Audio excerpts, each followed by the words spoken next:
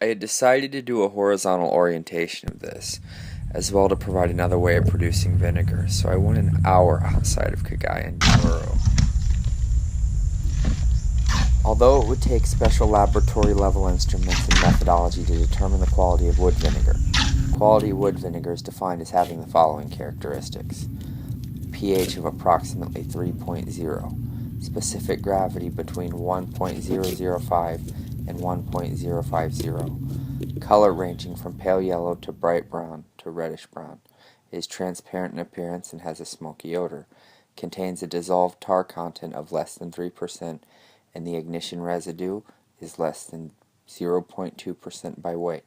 In layman's terms, all this is basically saying is this is why we don't use things like pine or eucalyptus. There can be very real ramifications on our plants and environment if we don't do this proper. This is not a gimmick, and there is very real science behind this practice.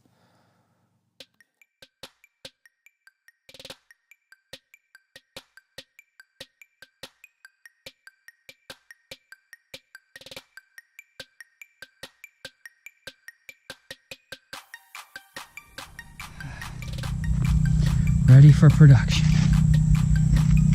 Fucking a lot of hard work here. We got it done.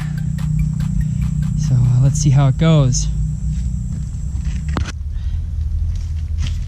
So basically he's sealing in the smoke. He's sealing in the smoke with mud right now. While I was digging this up, I was thinking about the science. While I was digging up the mud here, he was starting the fire. And I think that he did a really good job of seeing what needed to be done. All right, so generally it's a good rule of thumb to use smaller pieces of wood when you're loading for your vinegar, so that you can basically the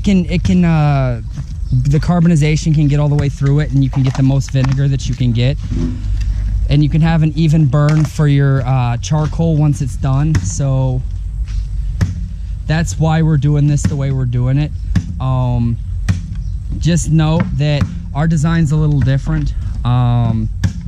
We had some mishaps with the wood yesterday. So what we did was we changed the wood, and we're changing the way we're fueling it. And then basically what it'll do is it'll give us the desired result. Much of the same as it was in the first wood vinegar I did in Bukidnon. So just a little bit different design, just a few adjustments that need to be made, and then we'll be into full-grown production here. What we're doing here is we're setting these straight up in the first row. See? We're setting them straight up. Shit. Fucking big. And then you put these across the top just like that.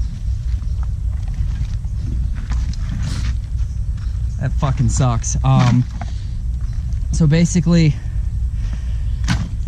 the way we're doing this, even though it doesn't look like it makes much sense, is because yesterday we had extreme difficulty getting uniformity in the mix for the fire, so the fuel fire underneath. So what we have to do is we'll just load this from the top like this, and then basically it doesn't have to look perfect, but what we're doing is we're basically leaving spaces so that oxygen can get through, so when the heat's really on this wood, that you'll really get vinegar out of it. We don't want the same problems that we had yesterday. So we got to make sure that they get back in there real good. I can't really stick my fucking head in there to look. But so you get the idea.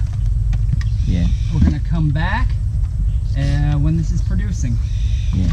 So thanks for watching. So basically, you can see the load up we got there. It's loaded up now. They're gonna seal it. So go ahead, boys, do what you do. Just get that sealed.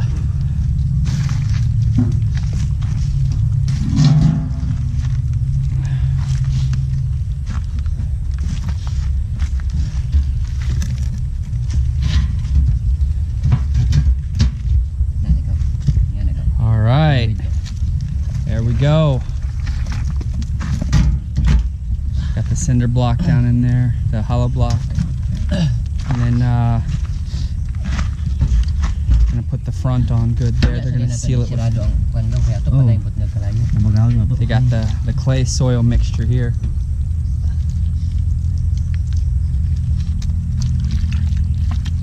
He's got going on.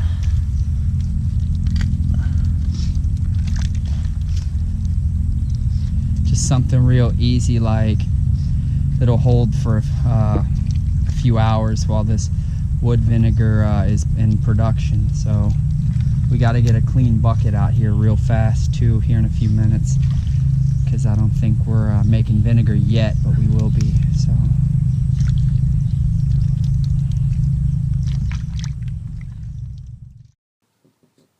for improved plant production, the solution can be sprayed over plant shoots.